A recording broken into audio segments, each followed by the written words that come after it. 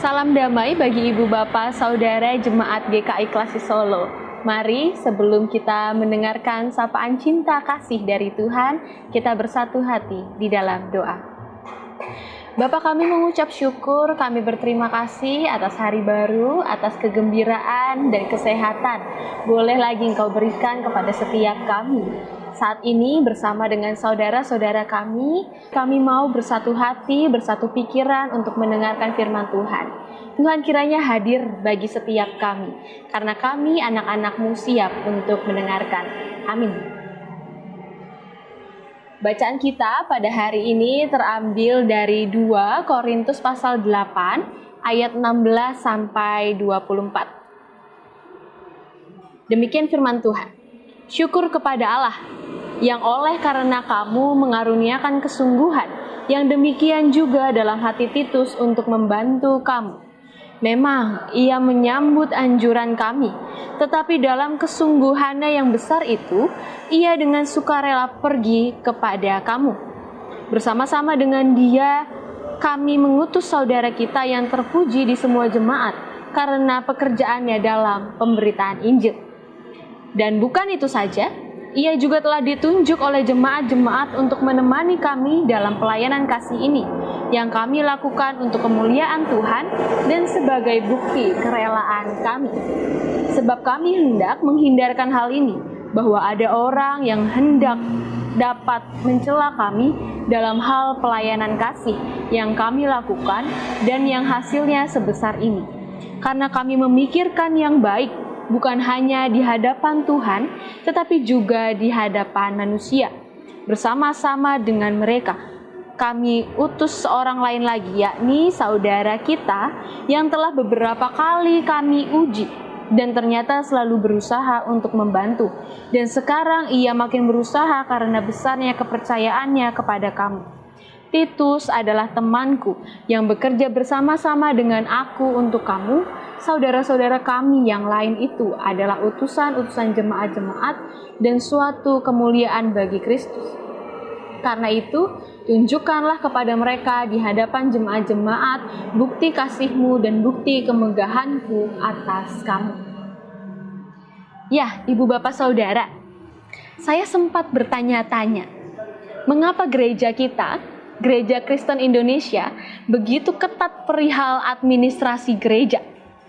Mulai dari mengatur jadwal pengkhotbah dan tugas majelis jemaat, lalu ada liturgi, dan juga sampai mengatur keuangan gereja. Beberapa GKI begitu, terlihat bahwa ada laporan keuangan gereja yang diberitahukan secara transparan melalui papan informasi ataupun warta jemaat, sehingga seluruh jemaat, seluruh simpatisan bisa mengetahui secara jelas seperti apa laporan keuangan gereja. Ternyata keren banget nih ibu bapak saudara, karena ternyata profesionalisme juga ada di dalam gereja. Profesionalisme dalam gereja pun diperlukan. Ibu bapak saudara, pengorganisasian gereja telah dilakukan sejak awal berdirinya kekristenan. Salah satu tokoh yang hadir membuktikan kompetensi mereka ada di bacaan kita pada hari ini, yaitu Rasul Paulus.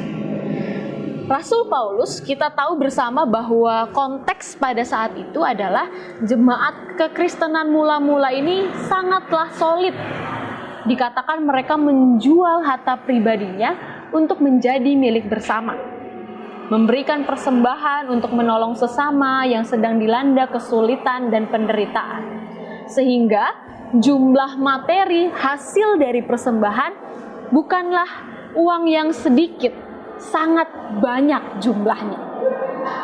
Karena tidak mau ada kesalahan dalam mengelola dana, maka Paulus disebutkan dalam bacaan kita mengutus Titus bersama dengan 2 orang akuntan untuk mengurus pengumpulan uang.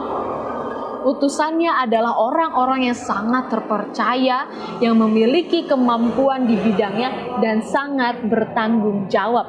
Mengapa? Paulus tidak mau ada orang yang mencela dan menyebarkan hal yang tidak baik tentang kredibilitas Titus. Paulus tidak mau ada orang yang berbicara, wah pasti uang sebanyak ini bakal dikorupsi nih. Atau ada yang berbicara, uangnya pasti dipakai untuk foya-foya. Paulus tidak mau hal ini terjadi. Karena bagi Paulus, ibu bapak saudara, kita baca lagi ayat yang ke-21. Ia memikirkan yang baik, bukan hanya di hadapan Tuhan, tetapi juga di hadapan manusia. Hal ini diungkapkan Paulus untuk mengingatkan akan pentingnya sebuah persekutuan, relasi baik bersama dengan manusia lainnya. Maka tidak hanya mengasihi Allah dengan memikirkan yang baik bagi Allah saja, lalu buat perpecahan, berantem, gelut sama orang lain, sama teman, sama rekan, tetangga begitu. Tetapi menerapkan mengasihi Allah dengan mengasihi dan memikirkan yang baik di hadapan manusia. Kita dapat lihat bersama bahwa Paulus begitu profesional dan bertanggung jawab pun dalam pelayanannya.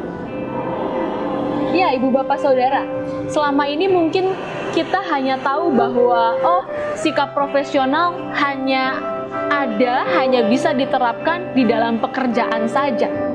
Lalu bagaimana dengan pelayanan kita? Pelayanan kita bukanlah sekedar pekerjaan sukarela yang bisa kita kerjakan seadanya begitu. Namun juga dibutuhkan profesionalitas yang berdedikasi, luwes, bermutu, berkualitas, bergembira. Inilah pelayanan kita. Kita paham bagaimana cara kerja, bagaimana komunikasi yang baik, serta mau terus belajar saat dikritik.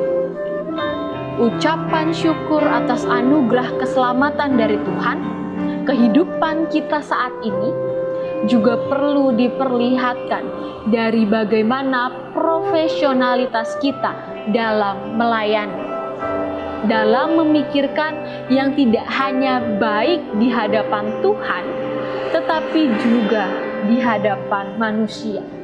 Inilah rasa tanggung jawab kita kepada Tuhan yang kita perlihatkan juga kepada sesama. Maka dari itu, ibu bapak saudara, selamat memenuhi panggilan perutusan dari Allah dengan penuh gembiraan, dengan rasa tanggung jawab kepada Allah dan sesama. Tuhan Yesus memberkati kita semua.